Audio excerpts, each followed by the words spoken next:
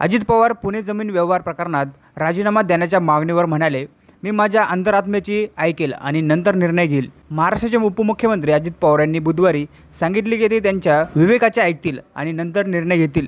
त्यांच्या मुलाच्या कंपनीशी संबंधित संशयास्पद जमीन व्यवहारानंतर एका कार्यकर्त्याने राजीनामा देण्याची मागणी केल्यानंतर अजित पवार यांचा मुलगा पार्थशी संबंधित एक खाजगी कंपनी पुण्यातील मुंडवा परिसरातील एका सरकारी भूखंडाशी संबंधित 300 कोटी रुपयाच्या कराराच्या केंद्रस्थानी आहे, जो आता रद्द करण्यात आला आहे। अनियमिततेच्या आरोपानंतर आणि विरोधकांच्या टीकेनंतर राज्य सरकारने गेल्या आठवड्यात हा करार रद्द केला आणि महसूल विभागातील वरिष्ठ IAS अधिकाऱ्यांच्या नेतृत्वाखाली चौकशीचे आदेश दिले।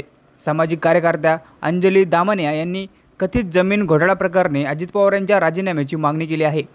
दामनिया यांच्या राजीनाम्याच्या मागणीबद्दल विचारले असता उपमुख्यमंत्री पुण्यात पत्रकारांना सांगितले की मी माझ्या विवेकबुद्धीच्या आधारावर निर्णय घेईल। त्यांच्या मुलाची बाजू मांडताना अजित पवार यांनी दावा केला की पार्थ यांनी कंपनीने खरेदी केलेली जमीन सरकारची आहे हे माहिती नव्हतं। 10 नोव्हेंबर रोजी दिल्लीत झालेल्या कार बॉम्बस्फोटाबाबत विचारलेल्या प्रश्नाला उत्तर देताना अजित पवार म्हणाले की मंगळवारी मुंबईत सुरक्षा आढावा बैठक झाली आणि महाराष्ट्रात हाय अलर्ट जारी करण्यात आला। तसेच आम्ही कधीही सत्तेचा गैरवापर केला नाही आणि आम्ही कधीही अहंकारी झालो नाही, असे पवार यांनी मुंबईतील एका कार्यक्रमात सांगितले। तसेच सत्तेचा गैरवापर जास्त काळ टिकत नसतो, आम्ही त्यांच्यासाठी प्रामाणिकपणे काम करतो, म्हणून जनतेने आम्हाला निवडून दिले। जनतेमुळे आणि आमच्या पक्षाच्या कार्यकर्त्यांमुळेच आम्ही सातत्याने निवडणुका जिंकत आलो आहोत। यावर तुमचे मत आम्हाला कमेंटमध्ये नक्की कळवा आणि अशा नवीन बातम्या बघण्यासाठी आपल्या चॅनलला नक्की सबस्क्राईब करा।